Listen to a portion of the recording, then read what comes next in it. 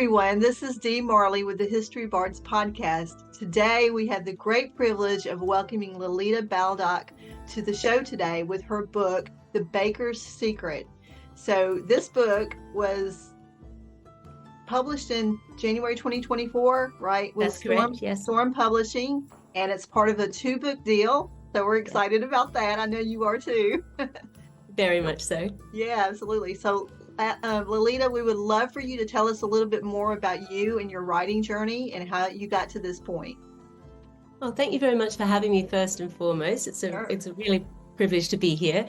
So yeah, my journey to writing, I think like most authors, has been quite up and down and has taken quite a lot of years. So I was always someone who loved to write. I always loved to read as a child.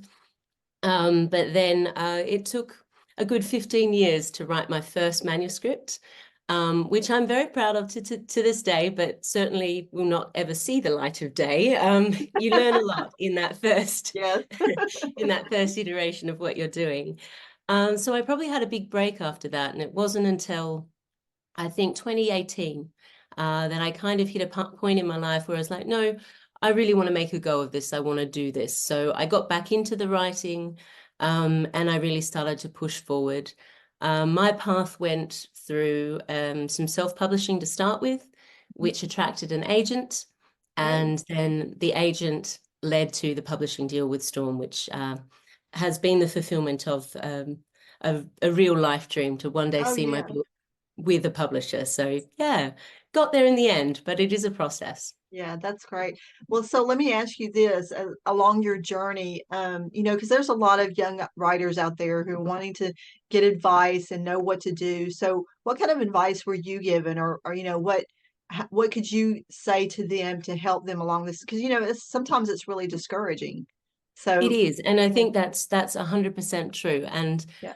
I think my biggest point of advice would be to say that if you do feel discouraged, it can help to remember that you're not unusual. You're not having an experience that is unique to you because you aren't good enough or because you've got something wrong. Because it doesn't matter where you are on this journey as an author, how successful you get, there will be setbacks and there will be people who don't like what you've written. There will be people who will be negative. Like that will happen no matter what.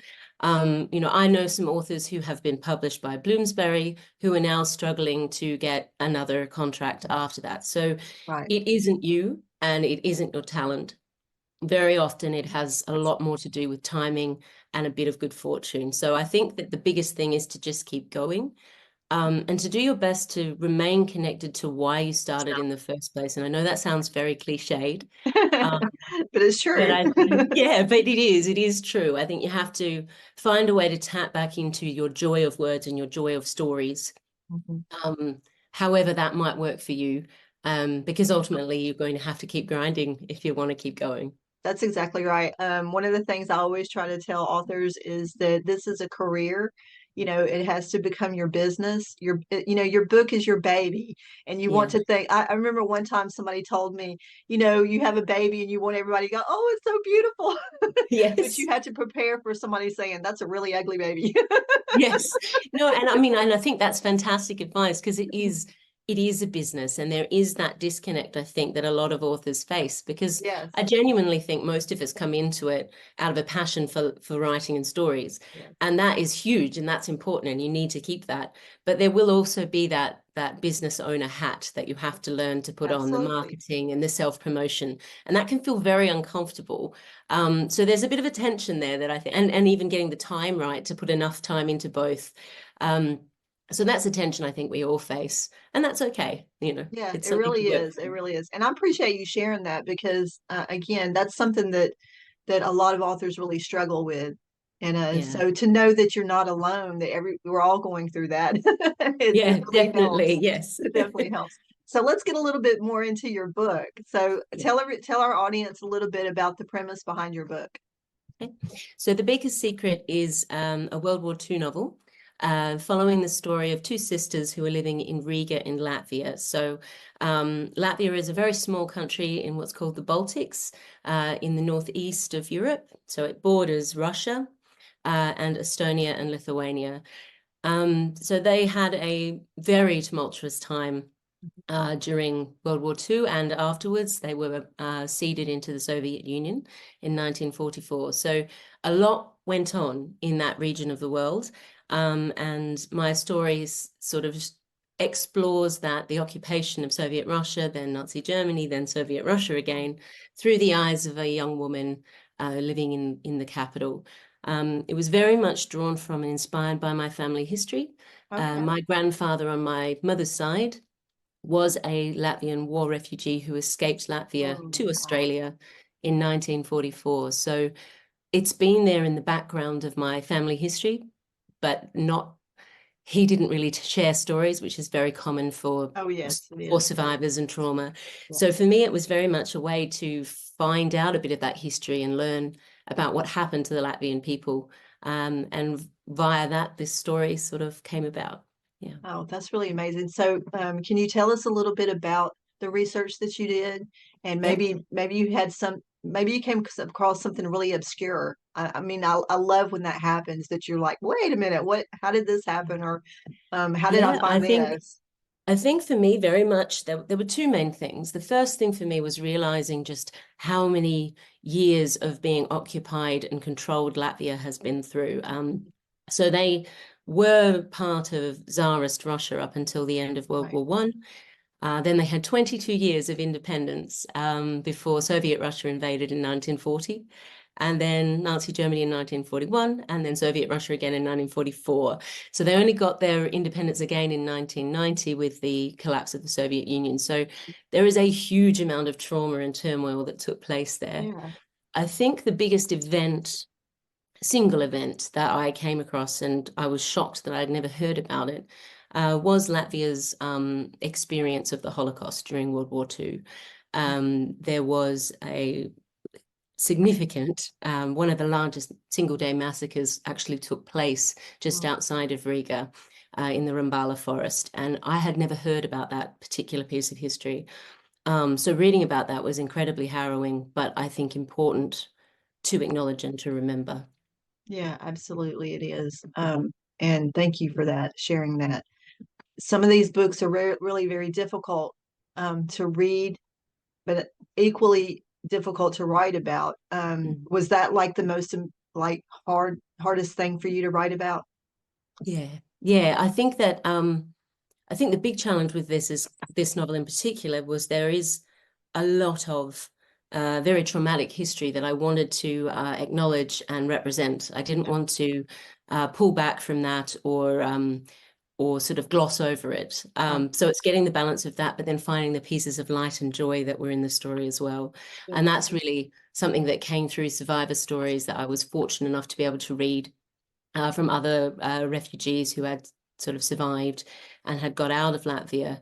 And you hear the stories of courage and the stories of humor and love that were also there. I mean, people in times of war do band together and do help each other and hold each other up. So there is the dark and the light, and it's finding that balance, I suppose, as a storyteller can be quite challenging. It can, and it reminds you of how like how Schindler's List came out from Schindler's Ark, and you wouldn't think that there would be.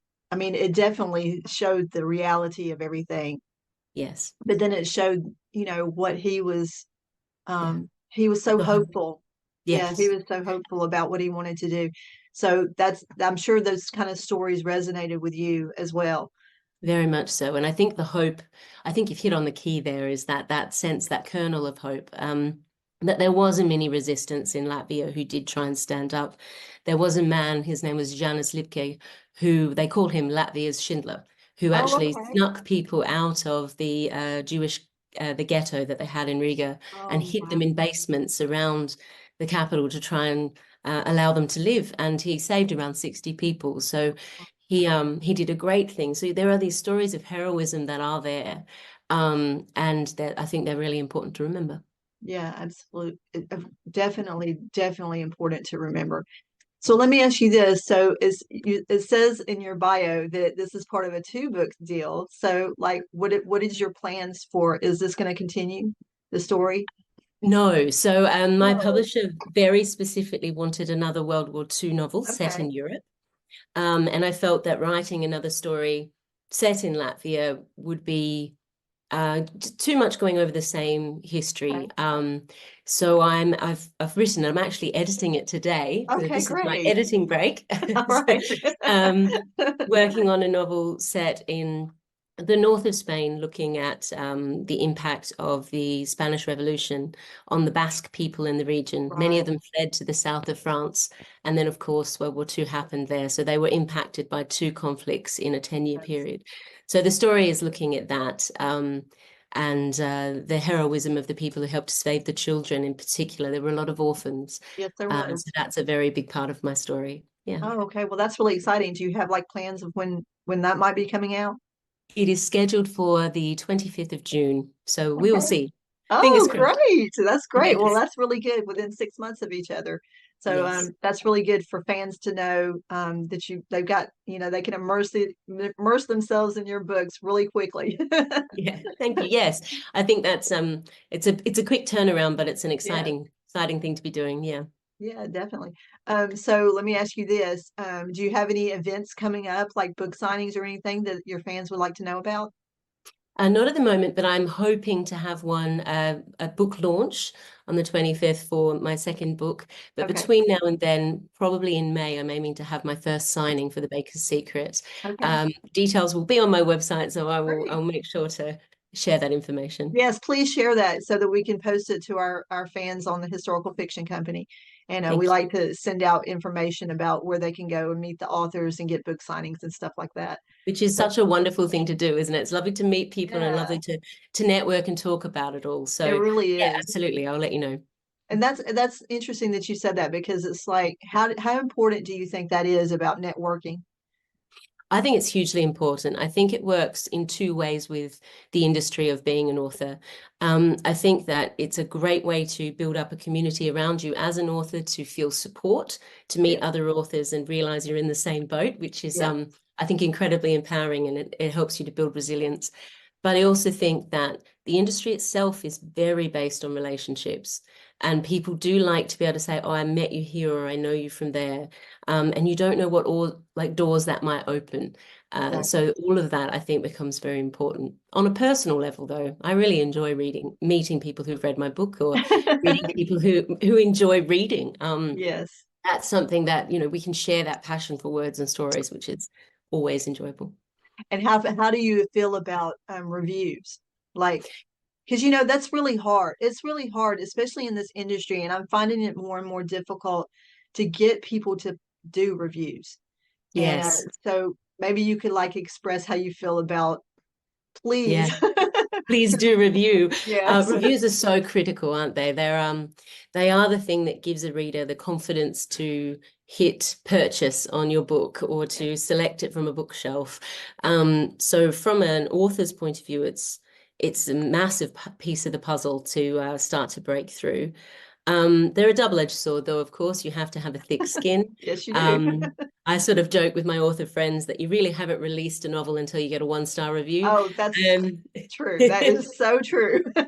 you just have to embrace it, and Yes. that's just, because you cannot possibly write something that everyone is going to enjoy, and No. that's hard when, as you said earlier, that your book is your baby, and you feel very protective of it, and the effort you've put into it. But it's important just to kind of let those ones go.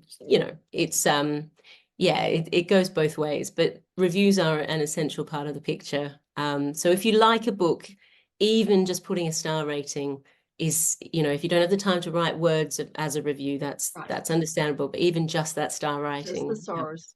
Yeah, Yeah, definitely. Thank you so much for sharing that. I've been wanting to like really get into that about the reviews because, like I said, it seems to be a really challenge for a lot of authors right now, yeah, trying to get those Amazon reviews or Goodreads reviews, and it's really difficult. So thank you for that. definitely. So, No, it is. so let me ask you this. So, is there any like anything else you would like to share about your journey or about what about this? Like, so the area, because you said that you're in London, were you able to like go and visit the places that you? Yes. So that was one of the major oh, I feel very privileged to have been able to do that. So I'm from Australia originally, Uh-huh. um, South Australia. So from Australia, coming over to Europe is a very long way to travel. So I'd Yeah. never had the opportunity to travel to Latvia. It's a very, very large distance. But I moved here to the UK about 5 years ago, and from here it's much more Yeah. Accessible. accessible. Yeah. So I was able to go to Riga while I was working on the novel, and that was a really powerful experience. It's a very beautiful city, sort of picture in your mind like quintessential Europe. That's what it is. Yes. It's a beautiful place. But of course, the history is evident there everywhere in the streets. There are squares that were completely destroyed during the war that have been rebuilt. So that's quite a powerful thing to walk through. But they have a museum there, the Museum of Occupation, which goes through the whole history. And that's probably one of the best museums I've ever been to in the world. Oh, Just so well curated. The staff there was so happy to talk with me or anyone about, their history and what Latvia had been through. So it was a very powerful experience from that point of view, but also just a really joyous one. The people of Latvia they're like everyone else. They're lovely, happy people that are living in their city. Um, there is a pall of fear at the moment because of events in Ukraine right. and Russia sort of flexing its power again. So that was there as a feeling, but there's a strong determination there that they will remain independent and they are Latvia. So that was empowering to see. Of course. And how important do you think that is for authors to do, to go I visit think it's there? oh, I mean, I think it is such a benefit if you can. Mhm. But I'm acutely aware of the challenges of Of doing that course. as an author. So whilst I would love to say it's essential, I'm very aware it's just not doable for everyone. Also, I mean, I write historical fiction. In reality, I can never visit the actual settings of any of my stories. I can go Right. where something happened, but it happened, 100 years ago. So it'd be a bit wrong of me to say that. So I think, look, if you can, it's a wonderful thing. But using books and recorded videos, YouTube is amazing for finding Yes. little clips. Even Google Maps and putting the little man on there so you can see the streets and Street View and going around. All of those things are incredible tools that we have access to now in the modern world. So you can definitely get around it if you aren't geographically in a position where you can get Yeah. to one of your places. So I yeah, totally agree with you. It definitely sets the mood for you to be able to walk the footsteps of someone that you're writing about. But there is challenges, like you were yeah. saying. Yeah, definitely. So let me see. Is there anything else that you would like to share with the audience about you and your books? Only that I think for me, becoming a writer was very much about following a passion that I had. I've always loved history. And I think if you are a writer or a reader, follow those passions. I think that's a big thing that I think will keep you going. But always be happy to try something different because I think that a lot of the joy comes from a bit of flexibility and a bit of the unknown. Mm. And I think that's something I try and embrace. I'm kind of reminding myself of that as I say it. As you're saying It's a it. good way to approach it. Yeah. Yeah. Well, thank you so much for being here today and for sharing all of these things. We really do appreciate it. Well, thank you so very much for having me. It's been wonderful to have a chat. Thank you. And to all of our listeners, thank you so much for listening to the History Bards podcast today. And we'll be having another episode coming up with Tara Johnson. So please stay tuned for that. And Lolita's post will post next Tuesday. And we will be sure and send you the link for that.